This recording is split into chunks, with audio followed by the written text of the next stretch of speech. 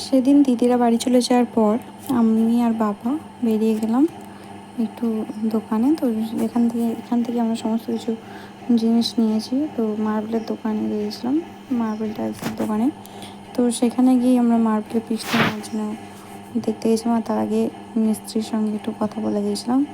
আর তারপর অনেকক্ষণ বসে থাকার পর আমরা গিয়েছিলাম অনেকক্ষণ আগে, তো অনেকক্ষণ বসেছিলাম। তারপর মিস্ত্রি আসলো না, তো তারপর সন্ধে হলো। তো অনেকক্ষণ দেরি করে তারপরে মিস্ত্রি এলো, আর তারপরে কাটিংটা করছিল। তো তার মধ্যেই আমি এগুলো সমস্ত কিছু ঘুরে ঘুরে দেখছিলাম আর ভিডিও করে রাখছিলাম, যে আর তোমাদের সাথে শেয়ার করলাম। আর এই যে বাবা যেখানে মেয়ে সেখানে। আর বাবার মতো শখ সাথ কেউ কোনোদিন মেটাতে পারে না বলে আমার মনে হয়। তো এই যে আমার বেস্ট ফ্রেন্ড আর আমি।